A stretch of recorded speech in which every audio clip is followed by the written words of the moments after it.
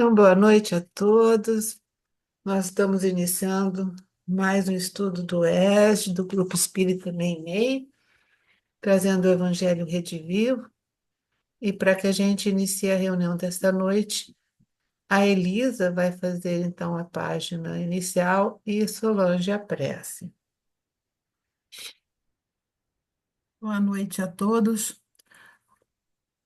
O livro é Caminho, Verdade e Vida, capítulo 25. Tende calma. E disse Jesus: Mandai assentar os homens. João, capítulo 6, versículo 10. Essa passagem do Evangelho de João é das mais significativas. Verifica-se quando a multidão de quase 5.000 pessoas tem necessidade de pão, no isolamento da natureza. Os discípulos estão preocupados. Filipe afirma que 200 dinheiros não bastarão para atender à dificuldade imprevista. André conduz ao mestre um jovem que trazia consigo 5 pães de cevada e 2 peixes. Todos discutem. Jesus, entretanto, recebe a migalha sem descrer de sua preciosa significação e manda que todos se assentem. Pede que haja ordem, que se faça harmonia. E distribui o recurso com todos, maravilhosamente. A grandeza da lição é profunda. Os homens, esfomeados de paz, reclamam a assistência do Cristo. Falam nele, suplicam-lhe socorro, aguardam-lhe as manifestações. Não seguem, todavia, estabelecer a ordem em si mesmos para a recepção dos recursos celestes. Misturam Jesus com as suas imprecações, suas ansiedades loucas e seus desejos criminosos. Naturalmente, se desesperam cada vez mais desorientados, porquanto não querem ouvir o convite à calma. Não se assentam para que se faça a ordem, persistindo em manter o próprio equilíbrio. Livro Caminho, Verdade e Vida, psicografia de Francisco Cândido Xavier, do Espírito Emmanuel.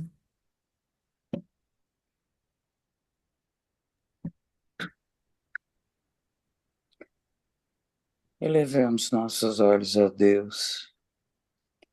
Façamos comunhão com Jesus e com seus anjos de luz que cá vêm para nos auxiliar e para nos trazer maior compreensão do Evangelho.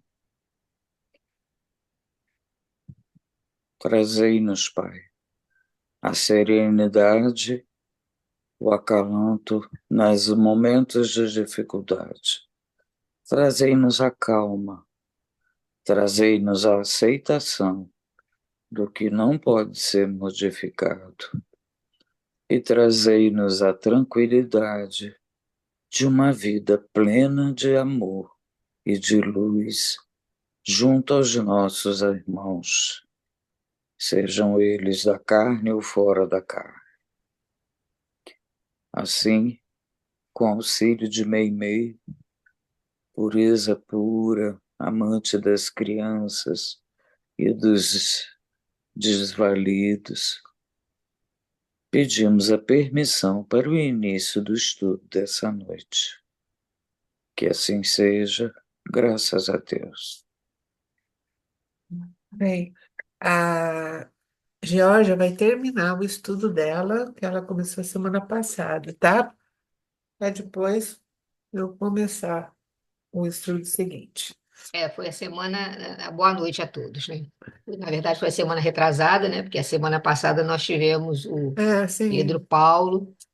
Então, eu vou dar continuidade e interessante, vou compartilhar aqui para vocês, que até aí, né? A primeira aula foi dia 15/10 e hoje a gente vai fazer a continuação para depois a Miriam passar para o tema 45. Ainda falando primícias do reino, só que a Miriam vai fazer a parte narrativa 2. né, que dá continuidade a esse capítulo 14 aí de Mateus.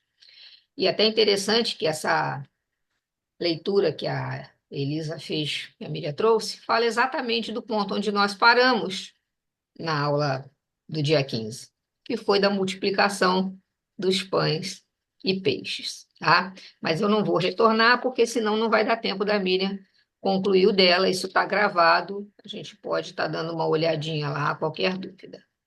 Muito bem.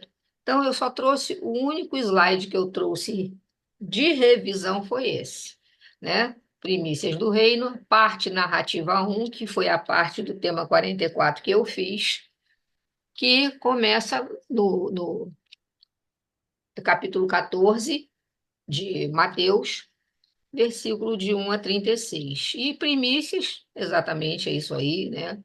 É o começo, o início, o prelúdio, os primórdios do reino, porque todas as 7 parábolas Jesus falou com seus discípulos, né, com seus apóstolos e com os demais, começavam, todas as parábolas iniciavam da mesma forma, falando de o reino dos céus, tá? Então, primícia, primeira parte de algo que deve ser reservada a Deus. E por que, então, primícias do reino, né? Porque foi exatamente falando dos movimentos iniciais de constituição da igreja cristã primitiva e do movimento cristão. Por isso, primícias. Muito bem. E aí, dando continuidade, lembrando, como eu já falei, a mensagem que a Miriam trouxe para a reflexão que a Elisa fez, falou justamente de onde paramos, que foi na multiplicação dos pães e peixes, que terminou no versículo 21, tá? Estava no capítulo 14, do versículo 13 ao versículo 21, e agora, a partir do versículo 22 até o versículo 33, vamos passar por esse outro fenômeno, né? Que Jesus caminha sobre as águas. Então vamos lá. Diz assim: logo em seguida, ou seja, após aquela outra passagem, né, da multiplicação dos pães e peixes, logo em seguida, forçou os discípulos a embarcar, isso Jesus, né? Forçou os discípulos a embarcar e aguardá-lo na outra margem, até que ele, Jesus, despedisse as multidões. Tendo-as despedido, subiu ao monte a fim de orar a sós. Ao chegar à tarde, estava ali sozinho. O barco, porém, já estava a uma distância de muitos estádios de terra. Abre um parêntese aí. Estádios de terra é uma antiga unidade de medida de comprimento utilizada na Grécia e equivalente a aproximadamente 185 metros de distância. Então, onde está escrito aí? O barco, porém, já estava a uma distância de muitos estádios da terra, significa que estava a uma distância de 185 metros da margem. Agitado pelas ondas, pois o vento estava ao contrário, era contrário.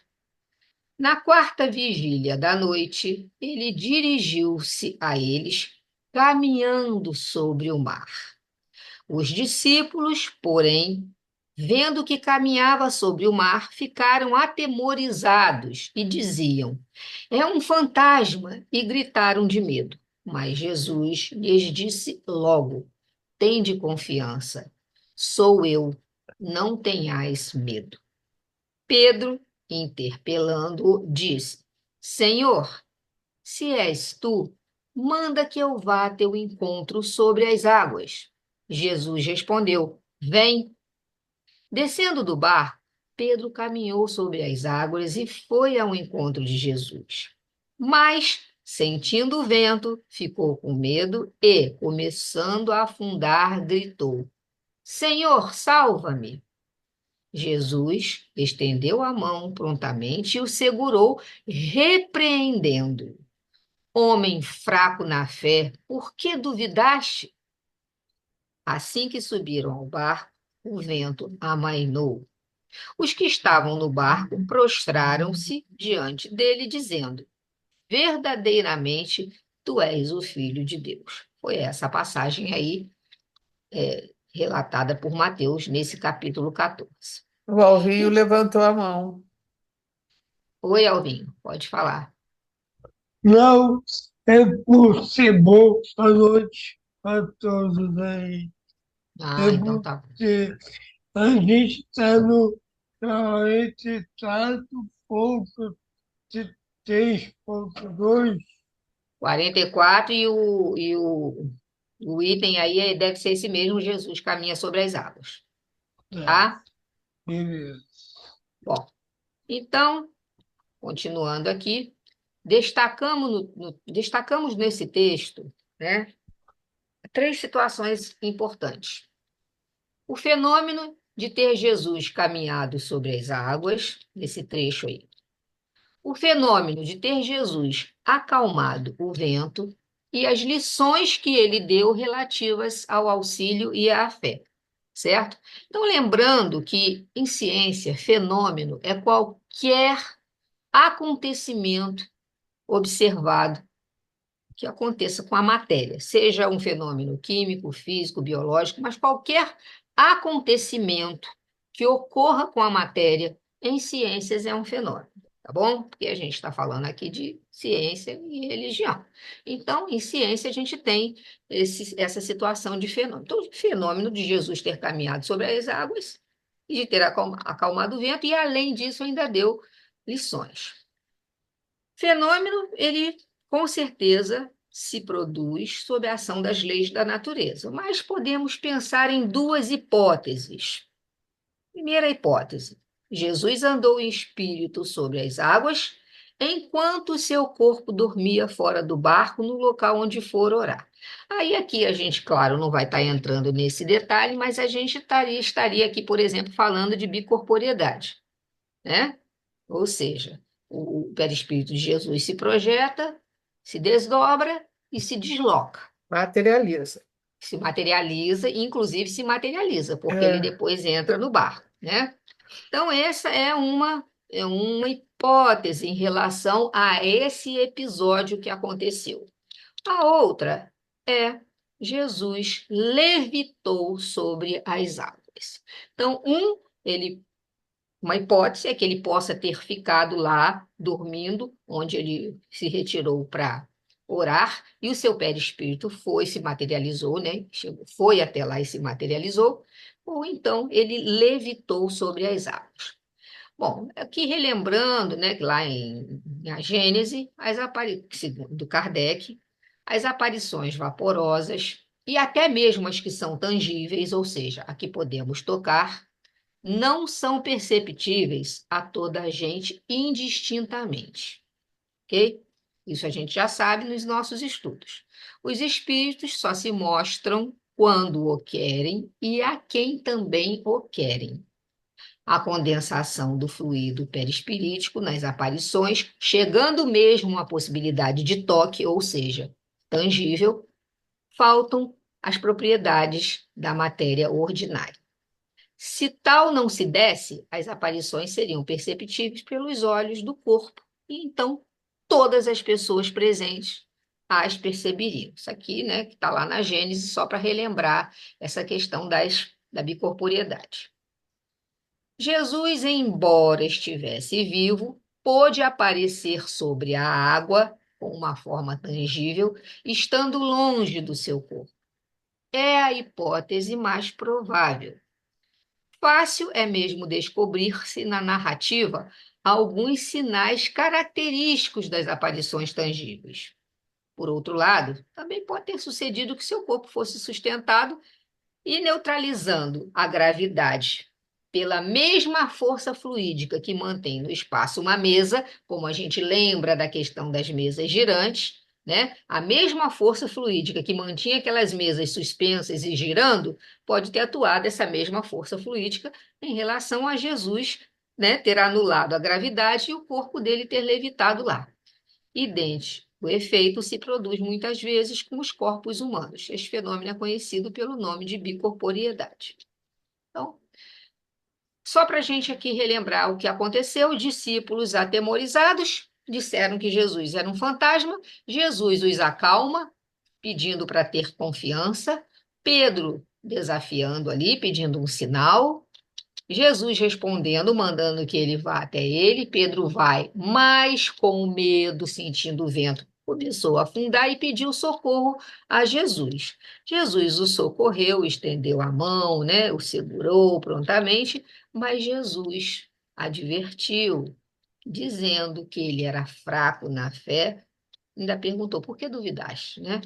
E aí, mais uma prova, né, para que os discípulos reconhecessem que Jesus era o Filho de Deus. Isso aqui é só um bate e volta. Então, não é fácil, portanto, discernir se o fenômeno de andar sobre as águas foi de uma aparição tangível. Com essa possibilidade, já vimos, Jesus teria saído do corpo, quer dizer, o seu perispírito, e se materializara, tornando-se tangível. Ou se foi uma levitação, tá? A hipótese de levitação parece ser a mais aceita, considerando-se que Jesus permaneceu no barco durante toda a travessia e, além disso, também fez Pedro caminhar sobre as águas. Isso segundo o estudo organizado lá pela FEB. E agora, partindo para o último ponto, se alguém tem alguma coisa a falar desse item anterior, né, que é Jesus, desse fenômeno que é Jesus caminhando sobre as águas, pode estar se colocando agora, porque aí é justamente para falar desse fenômeno e que esse fenômeno pode ter duas explicações, não só da bicorporeidade, como da levitação, né? Segundo está aí, a levitação pode ser a mais aceita, porque depois que Jesus, né, fez Pedro caminhar sobre as águas, que Jesus acalmou o vento e tudo, Jesus permaneceu no barco durante toda a travessia. Enfim, é um fenômeno que tem a explicação na questão, né, de foi a levitação, foi a questão não só da força fluídica, como também neutralizando a gravidade, como também da bicorporeidade, perispírito de Jesus perfeitamente poderia ter chegado até lá e É, se materializado. e com a força que ele tinha, né? A levitação para ele era tranquila, né? Era tranquilo, Levita, exatamente. os desencarnados fazem isso com facilidade. Para ele, né, com a potencialidade que A ele idade dele tinha, a levitação não era uma coisa, não era uma era coisa tranquilo, era difícil, né? até, É tranquilo. talvez fosse mais tranquilo do que a bicorporeidade, né, que tem que materializar tudo. E aí necessitar né, do ectoplasma, doação de Ali ectoplasma, talvez enfim, ali. Então é isso, essa passagem ficou aí, né, dessa narrativa. E a última parte diz respeito às curas em Genezaré, que é justamente do ponto onde termina essa passagem da tempestade acalmada, enfim, do que a gente acabou de ouvir, e partimos para os versículos finais, que são os 30, 34 e 36 dessa minha parte aqui do tema 44, que falam aí: terminada a travessia, alcançaram terra em Genezaré. Quando os habitantes daquele lugar o reconheceram, espalharam a notícia de sua chegada por toda a região e lhe trouxeram todos os doentes, rogando-lhe tão somente tocar a orla de sua veste. Ou seja, é um pano, né, um enfeite que ficava em torno da veste de Jesus, que foi o que a mulher que sangrava tocou e foi curada, né? E todos os que a tocaram foram salvos, tá? E aí nós temos, lembrando, né, que lá no tema 34, onde a gente falou justamente da mulher que sangrava, estava lá, ó, tema 34, lá em Mateus, capítulo 9, versículo 20, tem a passagem aí, ó: enquanto ia, certa mulher que sofria de fluxo de sangue, fazia 12 anos, aproximou-se dele, de quem? De Jesus, por trás, e tocou-lhe a orla do manto, pois dizia consigo, ela mesma falava, né, para ela: será bastante que eu toque o seu manto e ficarei curada. Jesus, voltando-se e vendo-a, disse-lhe: ânimo, minha filha, tua fé te salvou.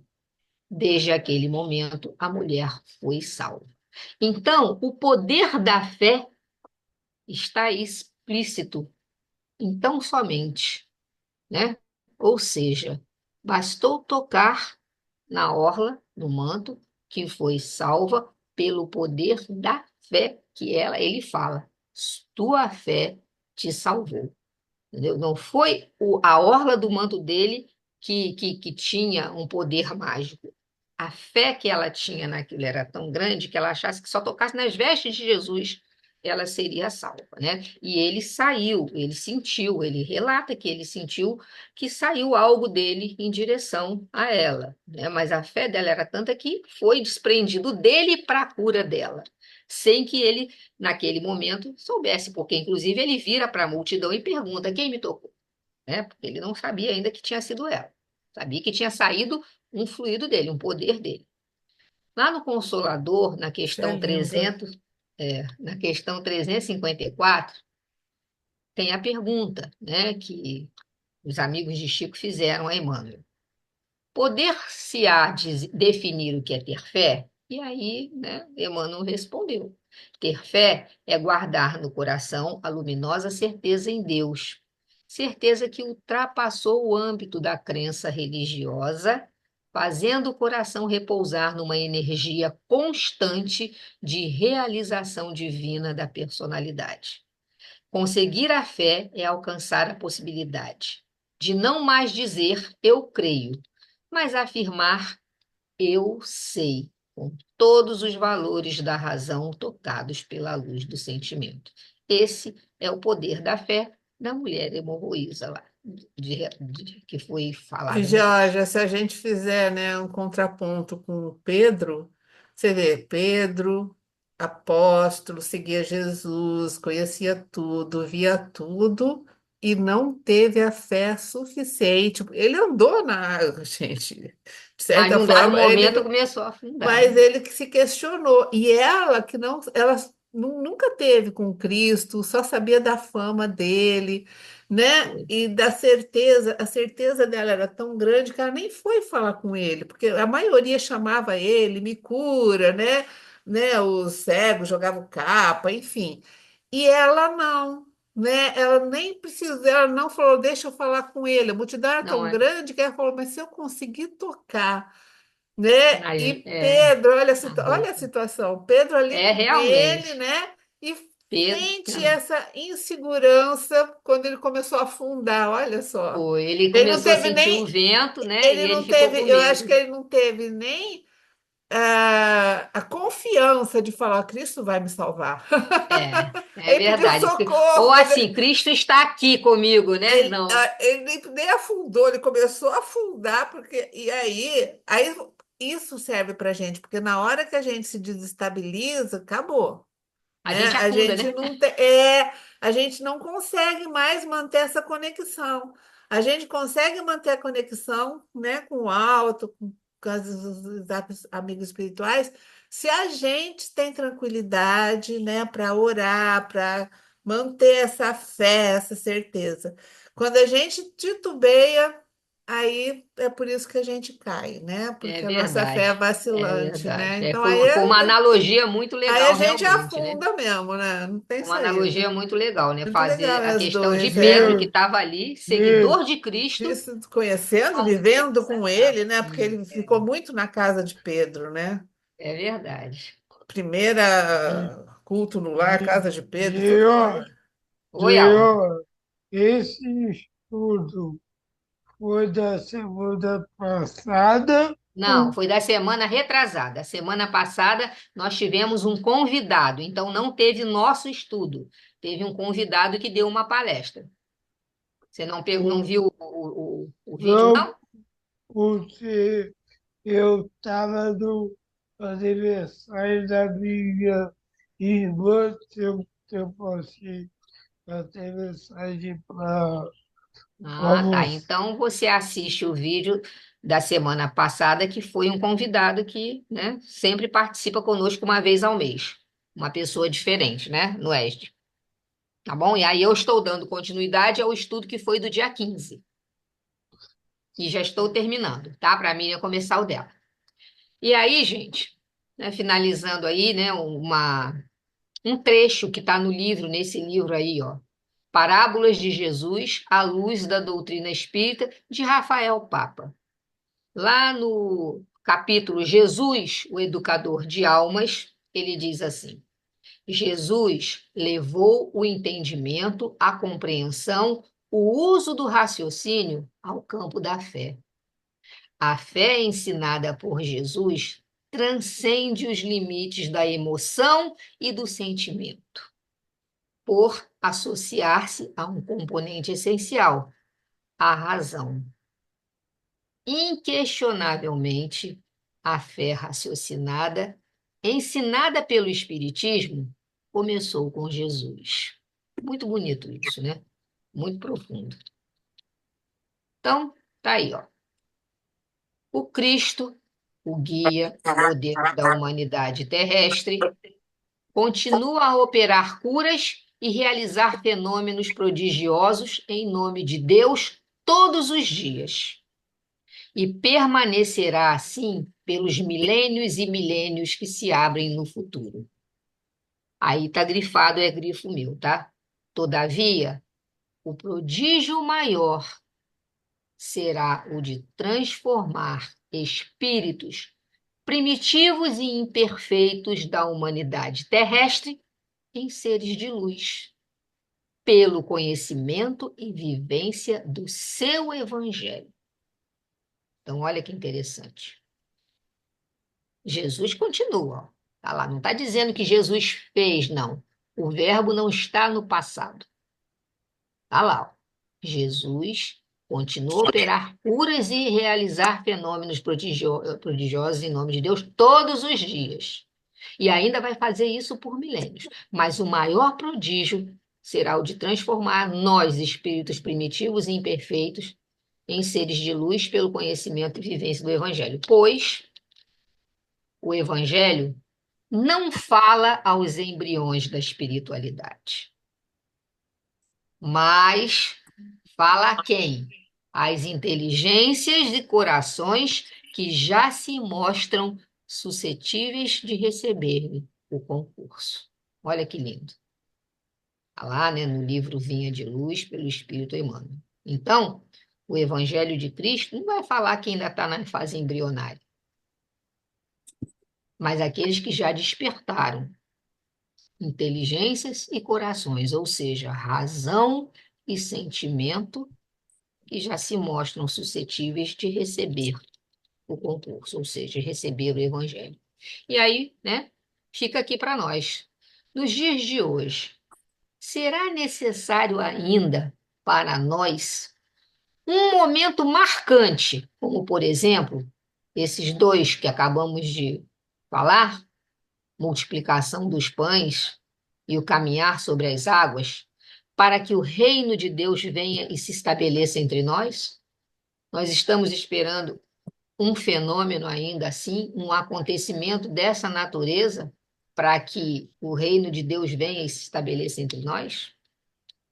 João, capítulo 6, versículo 30. Então disseram-lhe que sinal, pois, fazes tu para que vejamos e creiamos em ti. E aí terminamos, né, a nossa parte do tema 44. Olha só, né? A gente não precisa, mas que seria legal a gente ver, seria. Oh! Não era legal ver uma multiplicação de Não, pães, e ver esses assim, fenômenos legal, físicos, né?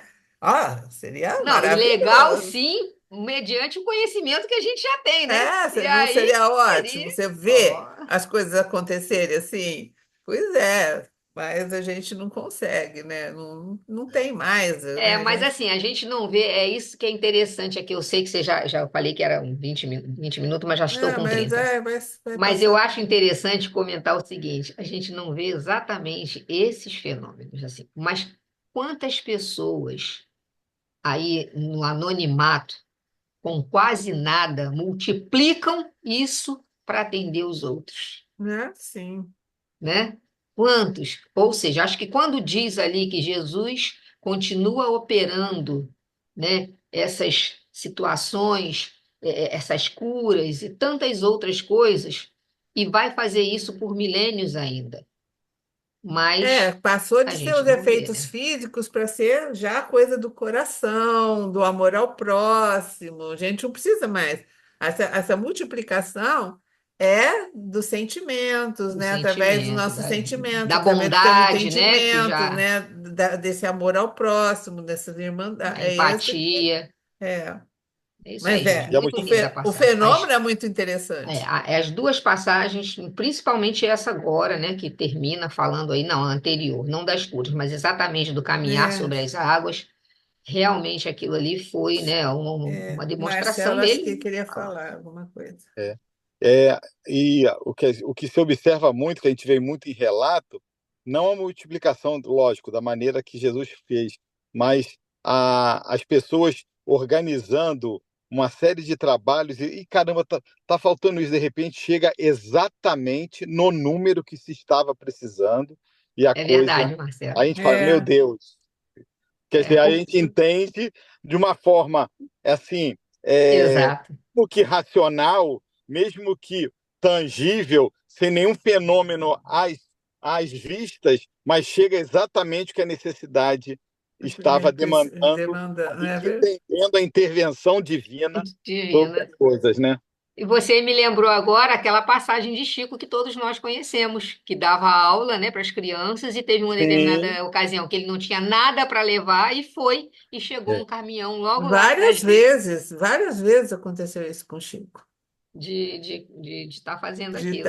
estar recebendo as coisas assim, precisou, de E repente chegava um, olha, você fez muito bem para mim, então eu vou estar toma, trazendo né? isso. E ele sempre dava para as pessoas, mas é na hora da maior necessidade as coisas iam chegando, né? E doutor Bezerra Bezerra, também, que teve também me lembrou. o Sim, do aluno que anel, nunca que aquilo apareceu, lá né, foi também para ter demais. aula e pagou e deu dinheiro a ele referente ao que ele Pois precisava é. da dívida, né? Então essas É isso coisas, aí. né? com certeza. Bom, vou compartilhar daqui. Então, a gente vai seguir, né? A Georgia fez o capítulo 14 de Mateus, e o meu é o 15, né? É de 1 a 39 no capítulo 15. E nós temos, então, as primícias do reino, essa narrativa a dois, com todas essas perícolas. Ai, tem um nome esquisito isso, chama. Cadê, meu Deus? Eu vou trazer mais lá em cima. Perícopes. As perícopes, que são as divisões do texto de Mateus, ou de qualquer texto, né, em várias partes, tá?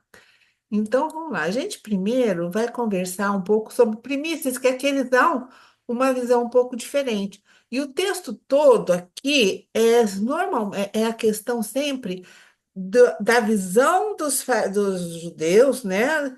E com a visão do Cristo. Então, é sempre assim, eles achando o Cristo errado e Cristo repreendendo eles, porque eles usavam de forma errada os ritos, né? Os ensinamentos dos profetas antigos, né?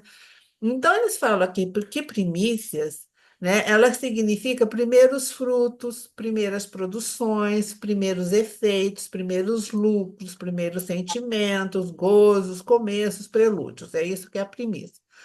E ele fala que, nesse sentido geral, ela não é diferente dos textos bíblicos, né? Mas o que eles faziam, né? Quer dizer, o que os sacerdotes judeus faziam nas sinagogas, eles adequavam sempre as práticas de culto externo para eles, né? Então, eles sempre faziam que as coisas fossem boas para eles. Eles usavam as tradições deles, mas voltadas sempre para a questão das questões externas, né?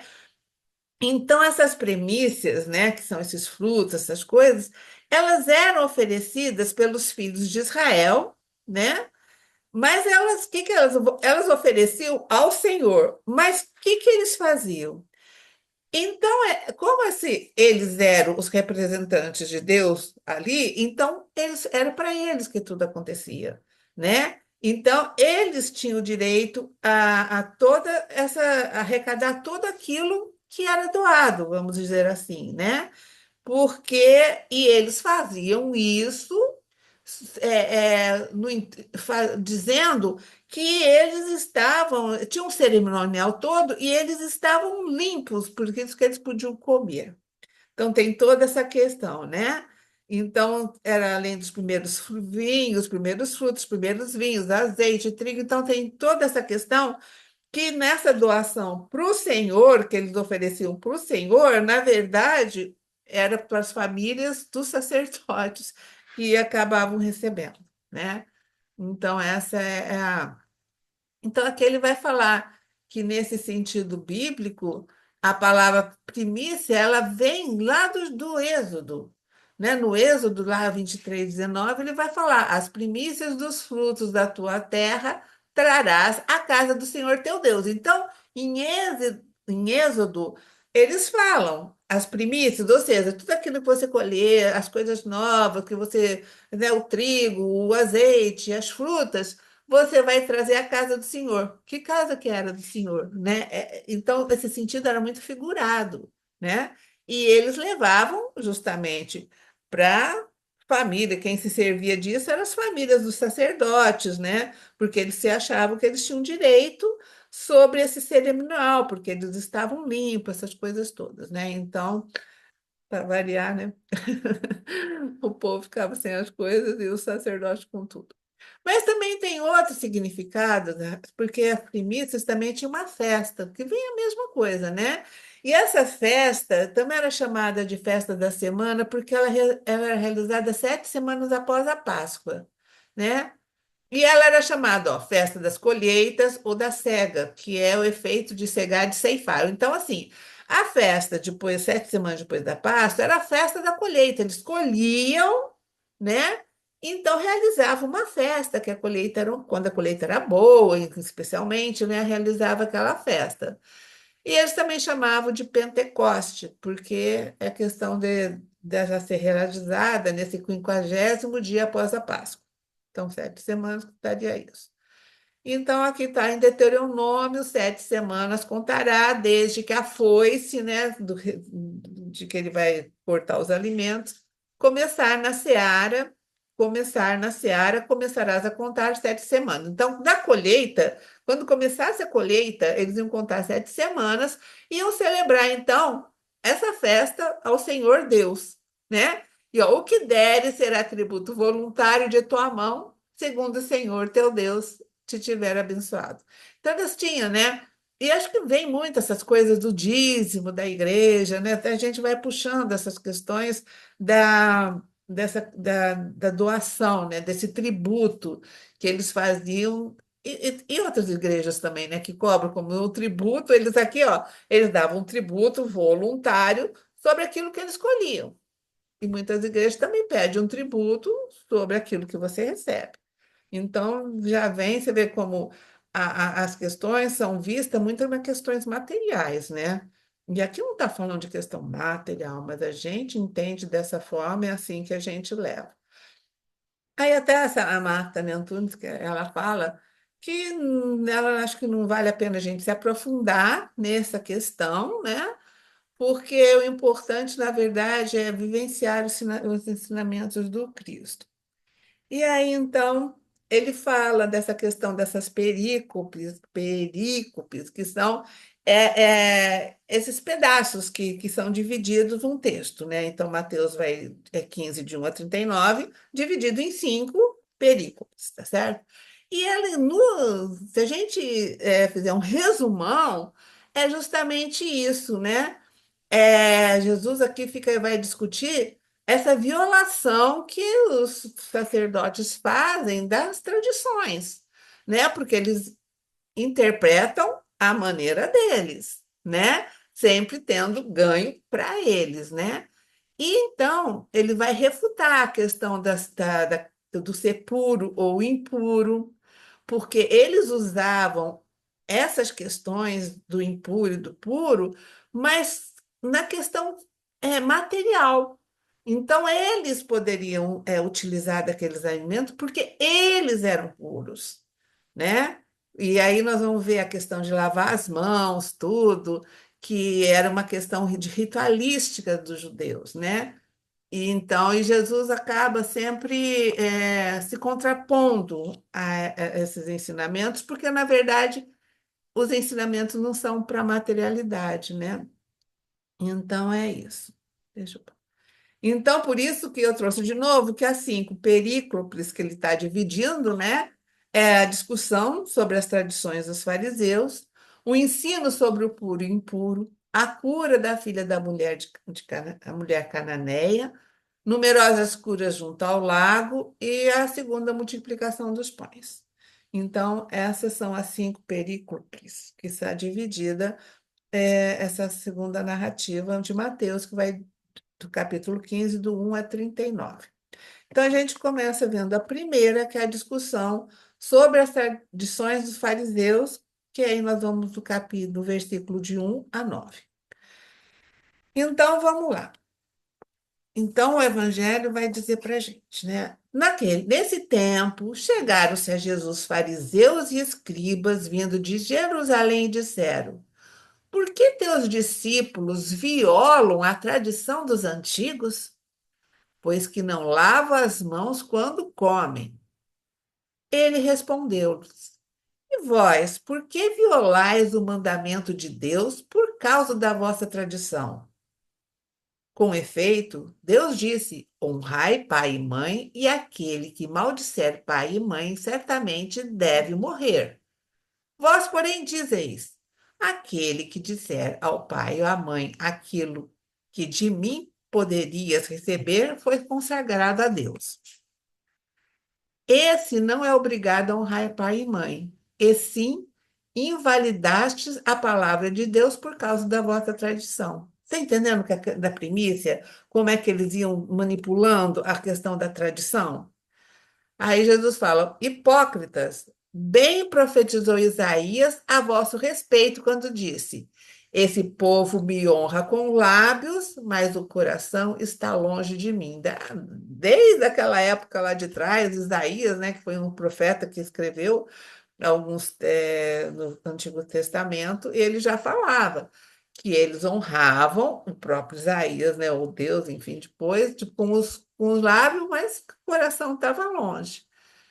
E ele termina falando: em vão me prestam culto, pois o que ensinam são mandamentos humanos. Então, aqui é essa questão desse contraponto, que os judeus, deixa eu ver se eu trouxe, muito preocupados em tradições ritualísticas,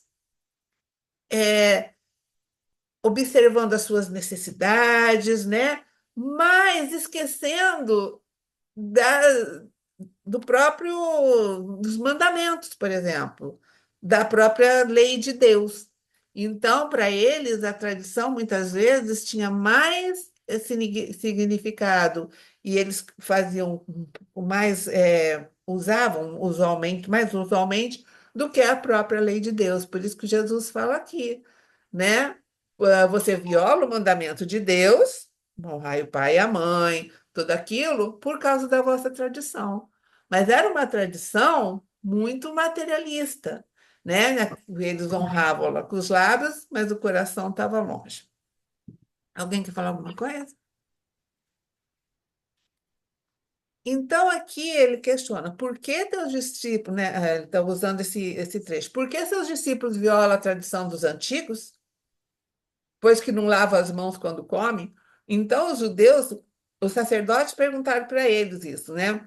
Eles questionaram Jesus, que Jesus e os discípulos estavam violando a tradição, porque os discípulos dele, né, não lavavam as mãos. Então, isso era questão de tradição, era questão de ritual, era uma questão dessa ritualidade da purificação, o ritual de uma purificação. E aqui, de novo, ele vai trazer essa questão dos dois versículos que está lá em Êxodo, né? Que Jesus fala para ele: Uai, vocês não honram o que está escrito, né? E eu fico preocupado com essas questões de ritualísticas, né? Então, ele fala que ancião aqui vai significar os antigos ou os ancestrais, E a tradição deles era algo que era transmitido via oral, né? Eles transmitiam as coisas oralmente, né?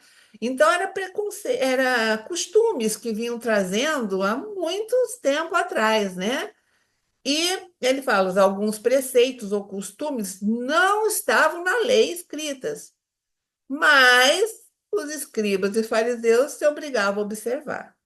Então, era coisa de costume, né? Questão de ritual que eles foram criando e que não estava nem de acordo com os mandamentos, né? Estavam longe dos mandamentos, né? Então, vamos lá.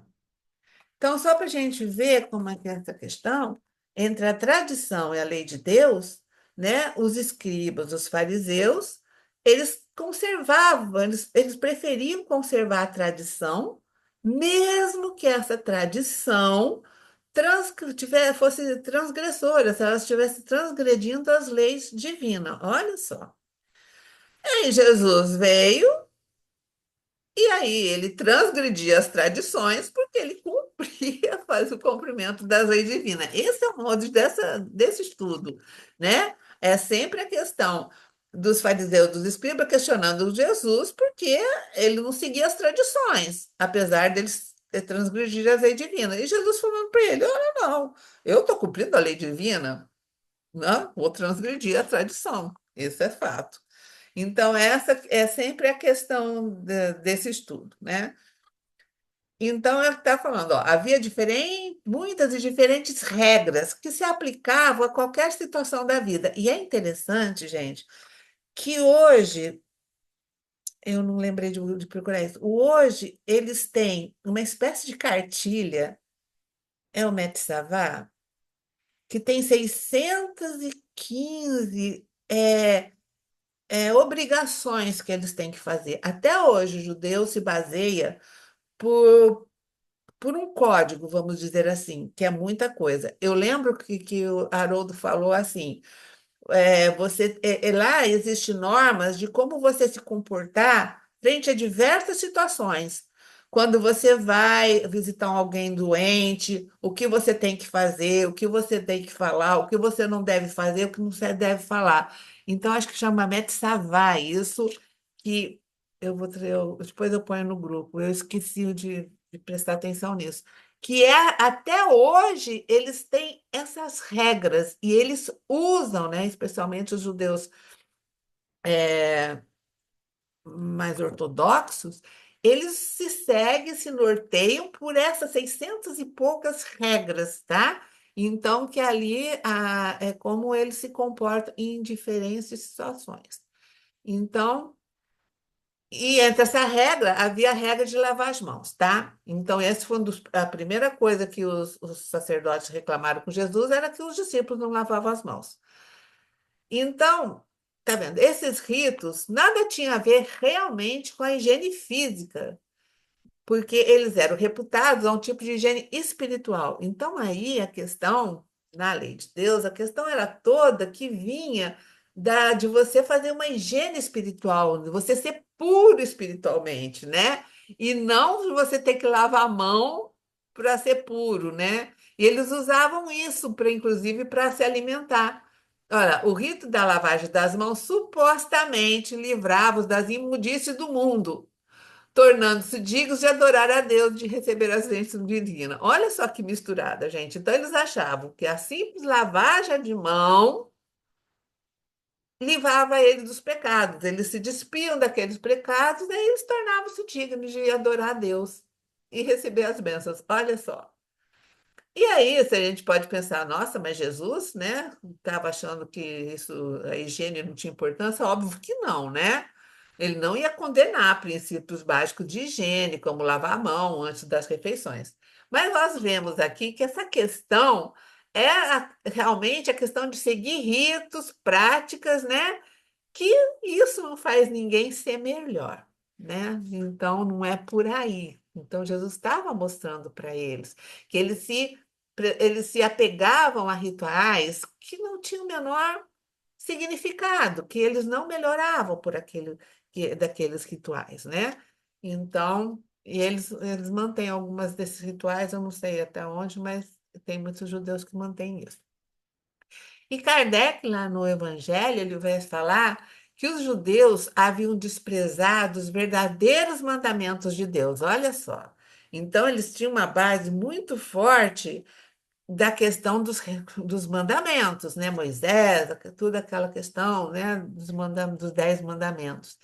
E eles começaram a se afastar e sempre está preocupado com aquela questão do ritual, que vinha muito antes também, ou desde a época de Moisés, ou antes, essa questão desse ritual que eles faziam, né? E eles foram acabando se afastando, então, dos mandamentos de Deus, sei lá, para se apegar a essa prática de regulamentos estabelecidos pelos homens.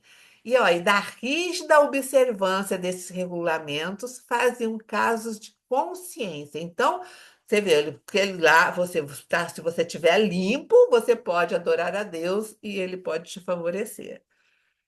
O fundo muito simples acabara por desaparecer debaixo da complicação da forma. Então, muito preocupado, né, com a forma, esquecia do conteúdo e do significado. E ele continua falando: como era mais fácil observar atos exteriores do que se reformar moralmente, então é muito mais fácil, né, gente? A gente prestar atenção no que a gente faz de fora para a gente se moldar. Mas aquilo que é de dentro, que é muito mais difícil, né?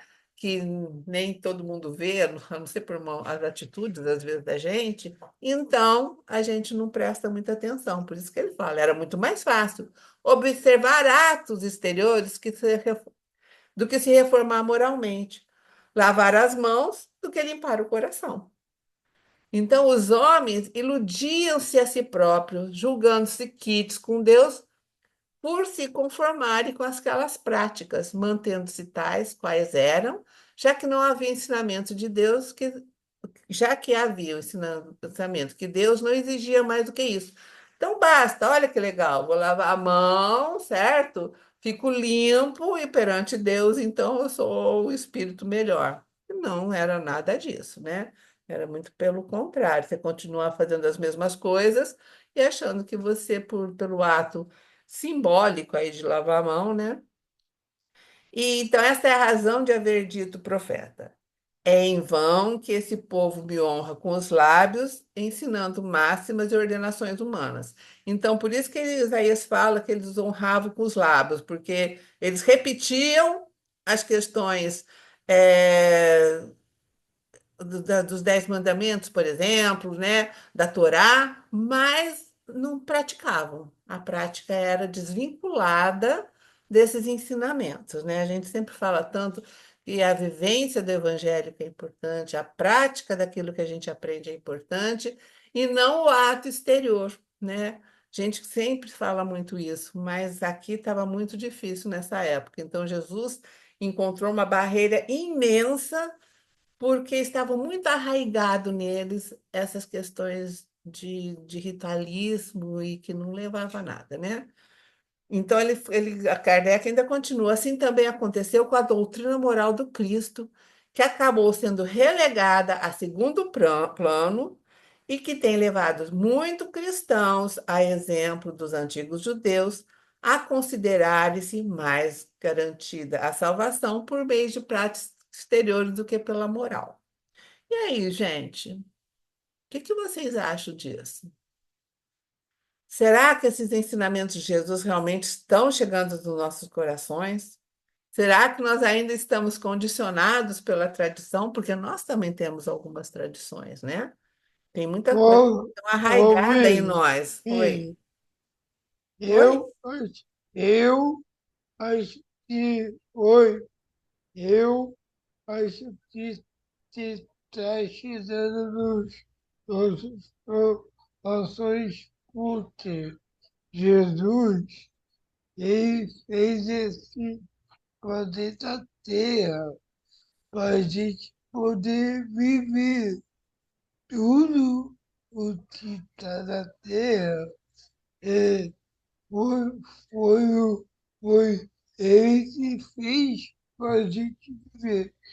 Então, o Jesus ensinou muita coisa para a gente e ensina até hoje, através da doutrina espírita, E do tá? evangelho dele, não é? E do evangelho dele.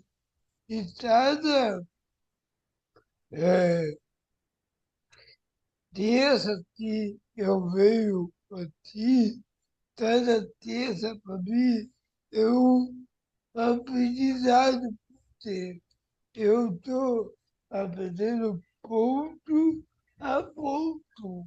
Mas Eu é isso estou mesmo, a gente vai praticando devagar sempre, Alvin. gratidão.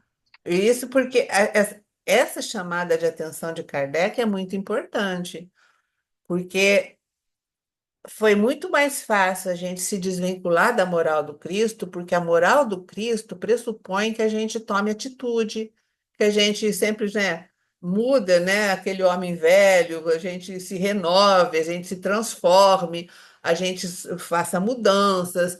Então, para a gente sair dessa inércia e fazer mudança é uma coisa muito difícil para a gente, né? A gente enxergar os nossos problemas, os nossos defeitos, já não é fácil. A gente querer mudá-los é mais complicado ainda. Então, para não me doer muito, eu me afasto.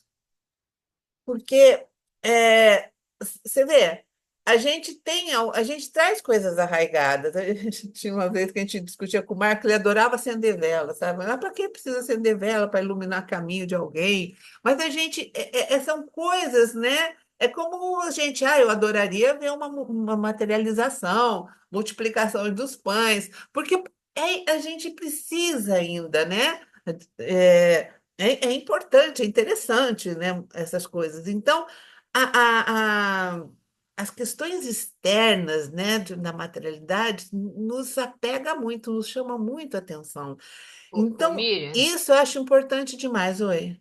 eu acho também o seguinte, às vezes, porque para você seguir a Cristo, como você mesmo vem falando, a gente vem falando esse tempo todo, exige uma transformação, exige uma mudança de conduta. E às vezes essa mudança de conduta não é entendida pela maioria. E aí o que que acontece? Você passa a se tornar diferente. É mais ou menos como a gente vê hoje, infelizmente, muitos grupos de jovens fazerem a coisa errada para poder pertencer a um grupo, Sim, ser aceito num meio qualquer. Então, esses cultos, primeiro, né, aqueles que pregam esses cultos e que, como líderes religiosos, e aqui, né, cada um segue aquilo que acha, mas muitos vivem da questão da aparição. Eu sou aquele que, né, transformo esta igreja e isso que é desse jeito. E aqueles que seguem não desobedecem porque querem se sentir pertencentes àquele pertencente a algum grupo. lugar, sim. Entendeu? Aí eu vejo assim, eu tenho que pertencer a isso. Então, se ele está falando que eu tenho que bater a cabeça 3 vezes no chão, ajoelhar e deitar e espernear, eu vou fazer porque eu Pois vou, é por isso que a estou gente ali, vê, né? né, quantos líderes aí religiosos levaram pessoas, quantos para a morte, e se suicidar porque ia acabar o mundo, né? Quer dizer, as pessoas não pensam, né? Fica numa, parece que uma lavagem cerebral, né? E de É seguir. Então a gente tem que tomar cuidado com isso, né? E eu não falo que é isso. só o espírito também, principalmente, né? Sim, A gente precisa tomar muito cuidado, né? Porque a vivência do evangelho é muito difícil para a gente ainda, é muito verdade. difícil. Porque quando você fala em mudança, às vezes você percebe que você se deu uma transformada pela mudança de atitude que você teve diante do mesmo fato que aconteceu, e você fala, nossa, que legal, agir diferente. Aí vem o outro e fala, nossa, mas você nem ficou nervosa com isso, nem pisou, nem nada, você aceitou assim na boa. Então, assim, porque nós não estamos no mesmo patamar evolutivo, cada um de nós, né? Aqui assim, e de fato, olhos diferentes também, né? Então, é complicado a gente sustentar transformações também, né? você se transformar é muito importante, mas sustentar uma transformação em determinados meios é bastante difícil, né? Pelo menos. Oi, Solange. Agora, olha só, por acaso, essa semana, eu encontrei um Hum. rabino no YouTube, explicando o significado das estrelas de Davi. Aí eu parei para ouvir. Ah, É uma coisa assim de 20 minutos. aham, As 6 pontas, na verdade, são 2 triângulos invertidos, significam o equilíbrio perfeito, o número 6, que o, os estudos, né, da Cabala trabalham muito com esses números, né? É numerologia pura, que é o aham. equilíbrio perfeito. E o que significa? Equilíbrio material. Hum, O equilíbrio material adquirido de forma suave, etc., mas durante toda a existência. Entendeu? sim. Então, é materialismo acima de tudo, porque é o símbolo que eles penduram no pescoço e andam para todo lado. Entendeu? É um dos aspectos que viola o que Jesus falou, entende? E o que está nos 10 mandamentos. Eu posso passar depois para o Tá, Wesley aqui legal, o passa vínculo, porque eu guardei o o link vídeo. Tá, passa do pra link gente. que É eu bom a gente guardei. ver, e Mas é discutir. muito interessante, entendeu? Porque, assim, e isso vem desde logo depois de Davi, porque esse hábito talvez tenha sido até anterior a Moisés, né? Pode Davi ser. A não foi o estrela é anterior dele. a Moisés? Ah, Davi, ixi. Acho que foi, não foi? Não sei, viu? Eu acho que sim, não tenho certeza, mas eu acredito que sim, Moisés é mil entendeu? e quinhentos anos antes de Cristo. É tempo. Sim, Então, eu não sei. então, assim, só isso eu já achei assim extremamente interessante. Interessante, eu falei que eu estava caçando as coisas Aham. judias para poder entender melhor tudo que a gente está lendo, tudo que vem pelo Velho Testamento. Essas coisas todas têm seus significados ocultos que nós não conhecemos. Ô, Olha Solange, só. Oi. aqui, ó, eu vi Eu rapidinho, também tá? vi aqui, tá? Pode É falar. isso aí mesmo. A trajetória de Davi, de pastor de ovelhas a rei de Israel, se passa 3 séculos após a história de Moisés. É. É 1040 a 970 antes de Cristo. Pois é, de qualquer forma, Oh, um milênio antes, É. né?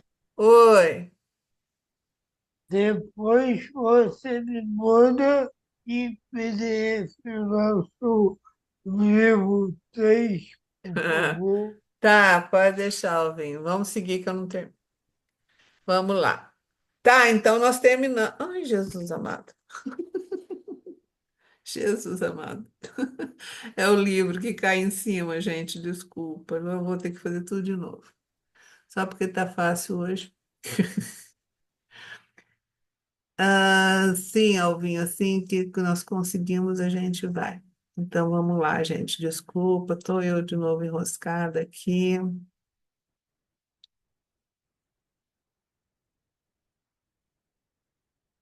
Então nós estamos aqui. Não, 4, 5, 2. Vamos lá. Ah, não, ainda tenho mais um negocinho aqui. De Emmanuel, no livro Trilha de Luz, ele fala assim: os lábios, olha só, dão passagem ao verbo e transmite o beijo. Quantos sofrimentos se espalham na terra através da palavra leviana ou fingida, ou do ósculo, né, do beijo criminoso ou insincero. Entretanto, a maioria dos homens persiste em desconhecer o papel dos lábios na própria existência. Se procuras, porém, a união com o Senhor, repara o que dizes e como dizes, Observa os afetos a que te unes e a maneira pela qual estimas alguém. O grande problema não reside em falares tudo o que pensas, mas em falares e amares, pondo nos lábios a sinceridade construtiva do amor cristão. Emmanuel dá cada puxão de orelha na gente, né? Então, ou seja, precisamos ser sempre honestos, né? Falar sim, sim, não, não, mas ter de sair do coração, né? Não ser mentiroso, egoísta. Ele sempre está falando para a gente, né? Para que essa sinceridade construtiva do amor cristão, porque mesmo quando você fala tudo que a gente pensa, a gente pode ser sincero, mas nós não vamos construir, né? Nós vamos muitas vezes destruir alguma coisa. Então, agora sim, é a sequência, né, do ensino sobre o puro e impuro, que a gente praticamente falou alguma coisinha lá, e ele vai dar sequência aqui, do capítulo 15, de 10 a 20. É, tá. E chamando a si a multidão, disse-lhes, Jesus, ouvi e entendei. O que contamina um homem não é o que entra na boca, mas o que sai da boca. Isso é o que contamina o homem.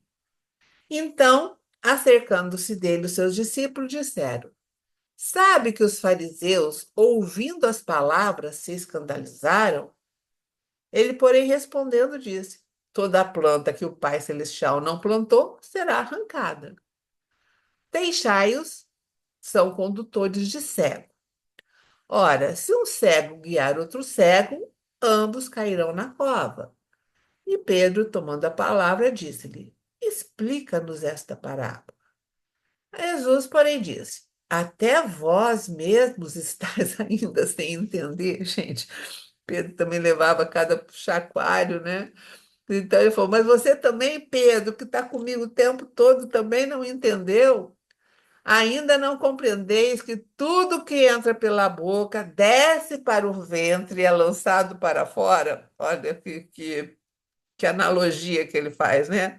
Tudo que entra pela boca desce pelo ventre e joga para fora. Mas aquilo que sai da boca procede do nosso coração. E aí sim você contamina, se contamina e também pode contaminar até outros, né? Lançando uma palavra desse jeito. Porque do coração procede os maus pensamentos, mortes, adultérios, prostituição, furtos, falsos testemunhos e blasfêmias. São estas coisas que contaminam o homem, mas comer sem lavar as mãos, isso não contamina o homem. Então, ali vem de encontro, né? Porque os fariseus lá, os sacerdotes, estavam muito incomodados porque eles não lavavam a mão antes de comer. Aí Jesus, de novo, está se contrapondo à tradição, falando para eles. Ele sempre está se contrapondo, falando, né, que eles chegam a se escandalizar, né, com as coisas que Cristo fala, mas ele fala, são cegos, né, que estão conduzindo cegos, eles vão cair, né, vão cair na cova, né? Vamos ver o que mais que ele está falando aqui. Então, de novo, a gente vem com as práticas da lei antiga e com as propostas que são de renovação que Jesus trouxe, né? Então, são trechos que vão sendo continuados, eles são continuações dessa interpretação espiritual, né? Que Jesus está nos trazendo, de lavar as mãos, por exemplo, antes das refeições. E ele vai ampliando essa questão quando ele vai fazendo mais análises ainda, né? Então, ele vai ampliando isso. Então, ele vai mostrar para eles o que se deve entender verdadeiramente por puro e impuro. Então, ele já deixou claro que não basta, não é lavar a mão que torna você impuro, mas, na verdade, é o que sai da sua boca que te torna impuro. É os atos que você faz, é o seu proceder, é o que sai, né, dos seus lábios, é isso que te torna impuro. Obviamente que é importante lavar a mão antes de comer, mas aqui não é essa questão. Essa questão não é do ritualismo de lavar a mão. Nosso ritualismo aí é de nos tornar melhores, né? Então, a pureza aí é lá do coração, a pureza da alma, é do espírito, né? Então, não é você praticar alguma coisa para mostrar que você está puro. Vou lavar a mão para o povo ver que eu estou limpinho, não é isso, né? E ele volta a falar da questão das impurezas internas, que são decorrentes do nosso metabolismo corporal, mas também são secundárias à noção de limpeza e de pureza espiritual moral. Então não tem nada a ver, você está entendendo? Né? Por isso que ele fala, o que entra pela boca, desce pelo ventre e sai. Né? Então não tem nada a ver com a questão espiritual. Mas, né, a questão exterior, aí é, né, quando ele fala que a gente tem uma miopia espiritual muito grande, ele está falando aqui dos religiosos, mas nós também, né, quando a gente interpreta, inclusive, as leis de Deus em questões sempre focadas nas nossas ações exteriores, né, e que não foram, nunca são a essência desses ensinamentos. Apesar do Antigo Testamento ser extremamente simbólico, a gente sabe que a forma de falar dos judeus era muito diferente da nossa, né? Eles têm uma forma de falar que não é que nem a gente fala atualmente, muito diferente, né? Então, a gente precisa prestar atenção nisso, né? A gente tem que fazer interpretações olhando para a questão espiritual e não para a questão material, né? E ele chega a falar que os fariseus acabam sendo tão obtusos assim, porque eles são tão limitados nas suas pregações, porque eles se deixam levar por doutrinas que são vãs. Aí entra toda a questão da materialidade, ou então dos cultos exteriores. E ele termina falando que toda planta que não foi plantada por seu Pai Celeste será arrancada. Né? Você vê, ele usa a planta que será arrancada. Ele sempre está usando figuras de linguagem para que eles entendessem na época, né? Então, essa planta não é boa, eu arranco e jogo fora, mas o que ele estava falando era das questões espirituais, né? Porque a gente vai amealhando aí e acaba se confundindo todo. E de novo aqui, né? Ele sempre se contrapondo com as práticas da antiga lei, né? Que para os judeus Jesus estava absolutamente errado, e para Cristo era importante que as autoridades saíssem daquela zona de conforto, né? Achando que sua prática exterior equivalia, né? E eles estavam ali muito acomodados naquele ritual deles, né? E então Jesus estava querendo dar esse, né, chacoalhar mesmo a roseira assim, para eles compreenderem que eles tinham que mudar a visão deles das questões do ensinamento de Deus. Você vê, se Jesus não viesse, gente, até hoje a gente estava muito mais preocupado com questões exteriores, né? Muito mais preocupado em lavar a mão, em ter a mão pura e não ter a nossa, né, o nosso espírito melhorado, renovado, né? É, e, e no versículo 8 lá do primeiro, ele fala, né? Isaías, né, ele lembra de Isaías falando que eles honravam com os lábios, mas não honravam de coração. Eles prestam o culto, né? Mas eles prestam os cultos nas questões exteriores, né? Que ensinam não são mandamentos humanos. E aqui ele fala uma coisa interessante, que ele vai recordar a questão dos fluidos, né? Que ele fala que constantemente nós irradiamos fluidos. E esses fluidos são criados por quê? Por nosso pensamento. Encarnado ou desencarnado, nosso pensamento é que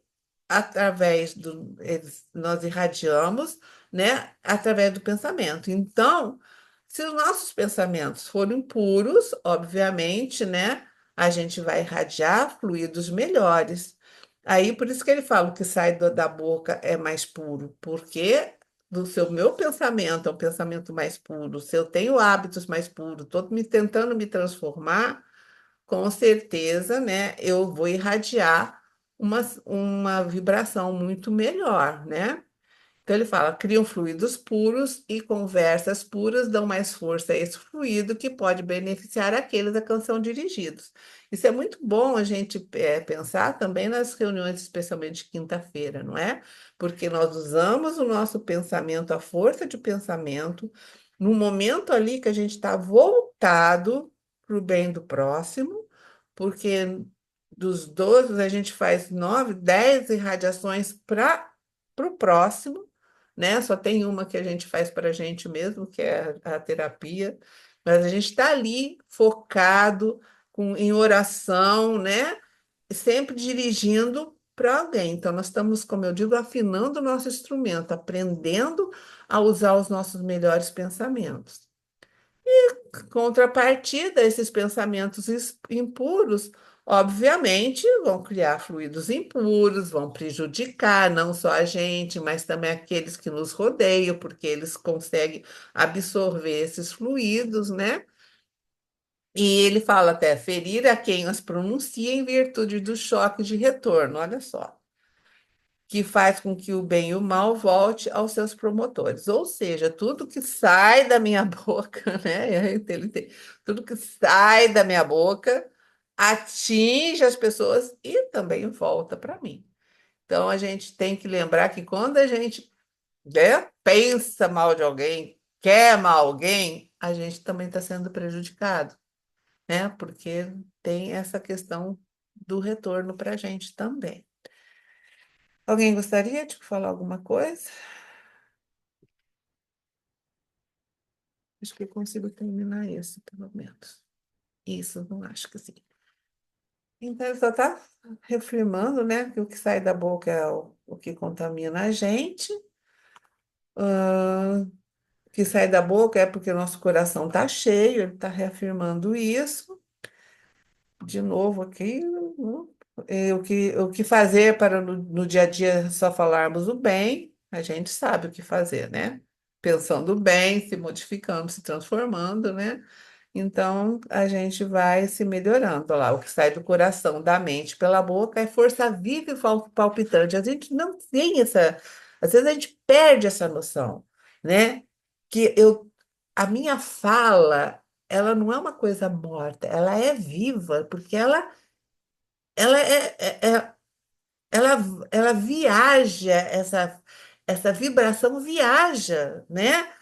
Pelo ar, ela viaja, então ela atinge outras coisas, né? O nosso pensamento atinge estruturas longes, né? O universo, a gente está conectado, então a gente tem que tomar muito cuidado, né? O que eu estou emitindo não é só estou pensando bobagem só para mim, não, eu estou pensando e estou jogando isso para o universo.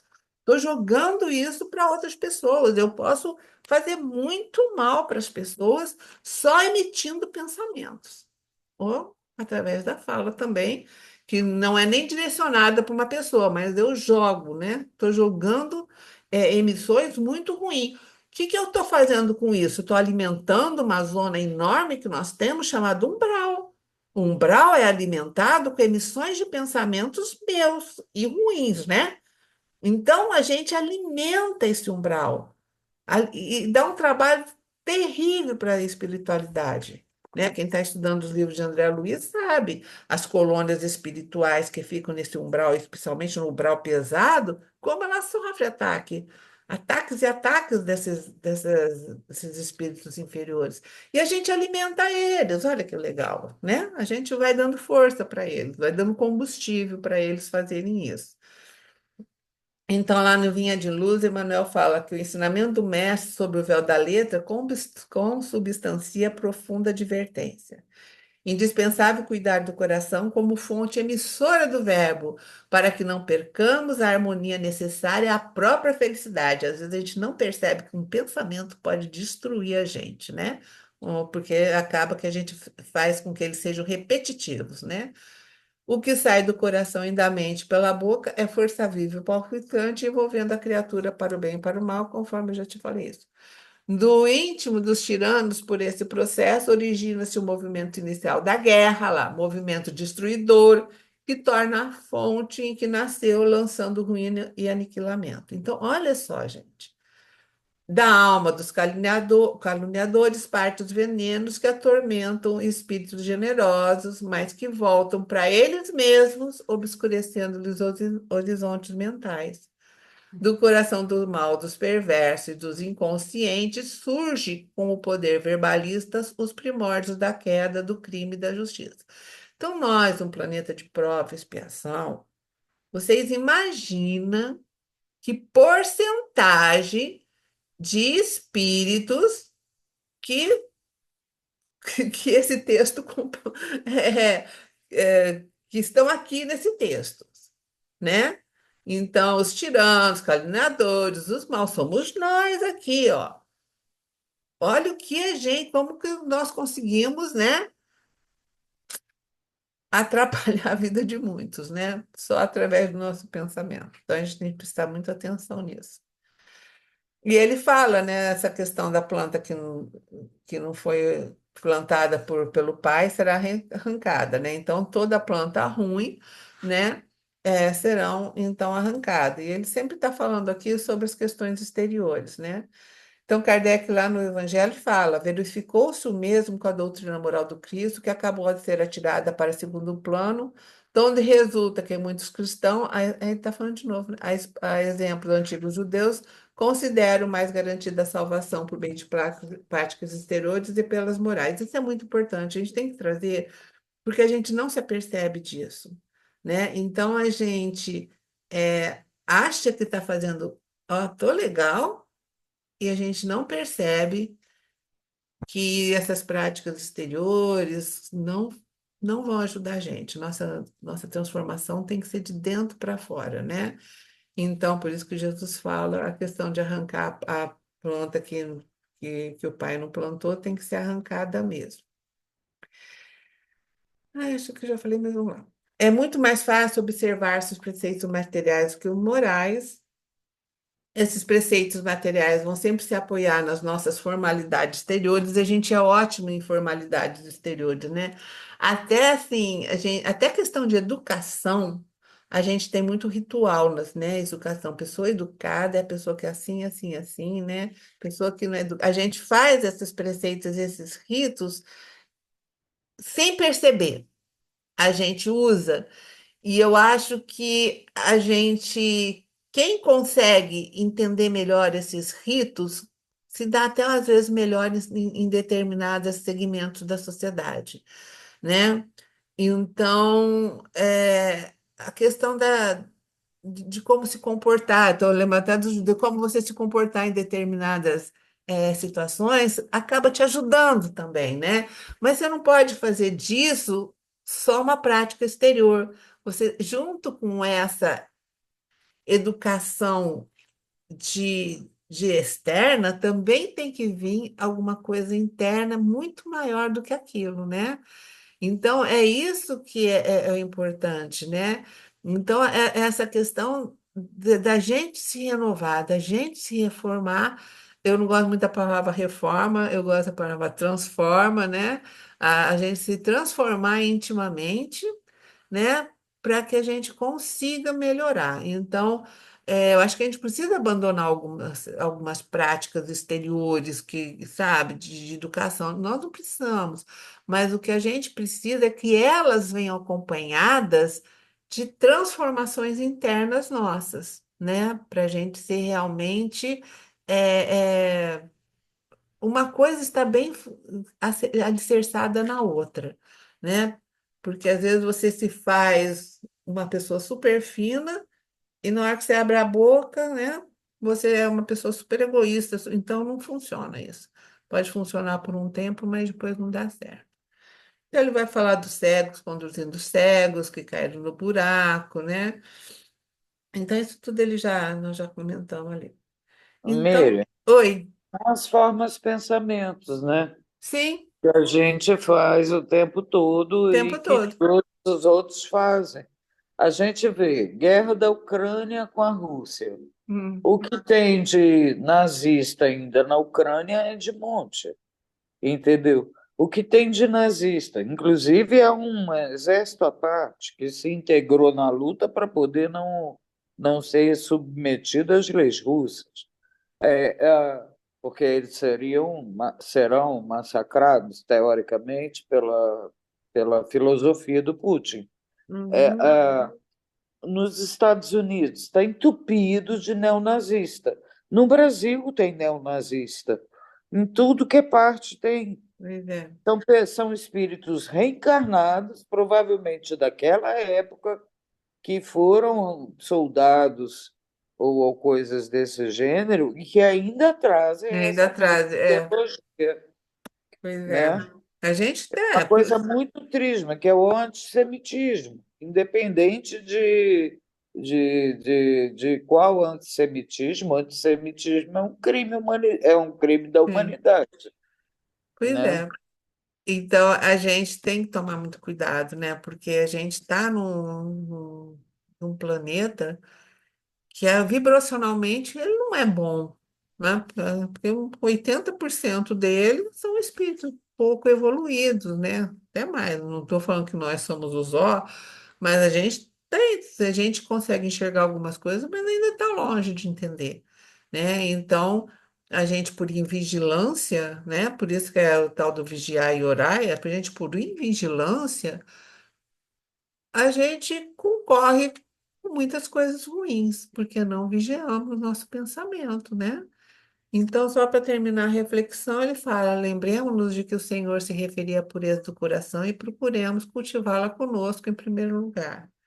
O coração limpo clareia os olhos e os ouvidos, que inspirados nele não conseguem ver e ouvir senão o bem por onde caminham. Do coração puro sobe a luz celeste ao cérebro que raciocina, sublimando no espírito os pensamentos que arroja de si mesmo na modelagem do destino que lhe cabe realizar. Então, assim, é fácil? Não, não é, né? A gente está com muita dificuldade ainda, mas a gente está naquela fase da busca, da procura, né? Então, a gente precisa, pelo menos, ajudar, né, fazer essa transformação para ajudar o nosso planeta. A gente precisa entender isso, sabe? É muito complicado, mas a gente tem que entender essas coisas todas, né? Então, e eu acho que o estudo que a gente tem feito, né, por uma vez ele parece até repetitivo, mas a gente só aprende por repetição mesmo, né? Fala, fala, fala, fala. Tem que entrar por osmose mesmo, né? De Porque alfabetização é é, assim. tem que entrar por osmose mesmo, né? É. E porque é importante, porque cada vez mais a gente vai observando uma nesga que está ali que a gente não prestou atenção. Então, acho que o principal mesmo é a gente vigiar, prestar atenção nas coisas que a gente faz, né, sabe, né? Porque muitas vezes a gente não faz as coisas com mal intenção, mas a gente está mandando, né? A gente está, né? Quantas vezes? E hoje eu acho que a gente ainda tem uma melhora que às vezes você se pega falando você, opa, não, mas aí você procura ver o lado bom da pessoa, você começa a olhar ela de outra forma, né? Você já começa a tirar algumas coisas melhores. Porque há um tempo atrás a gente já, né? Já olhar para a pessoa. E hoje em dia a gente tem mais cuidado. Eu acho que a gente tem que caminhar por esses cuidados cada vez mais. É isso, gente. Alguém gostaria? Já são. Você conseguiu terminar, né, Miriam? Que? Terminei dois, faltam três. Ah, tá, o 3, tá faltando Tem 3. três, quatro e cinco. Ah, tá. Eles são menores, mas só que os dois, quer dizer, eram três, na verdade, né? É porque são Porque 5, né? são Aquela cinco, divisão, né? são cinco. Entendi. Mas teve a primeira também, que ele falava da primícia ali, né? Que entrou algumas coisas. Mas os outros são mais rápidos, mas vai ser a semana que vem, não tem saída. Porque aí ele vai falar da mulher de Canané, vai falar das curas, é menor. A segunda multiplicação dos pães, as curas do lago, né? É, isso tudo bem.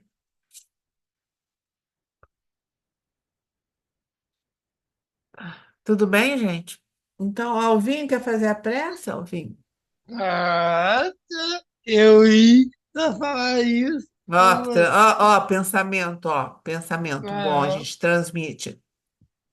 então, nesse pensamento bom, vamos pedir para fechar o estudo do crédito, muita paz, muita luz, muita harmonia, muita sintonia.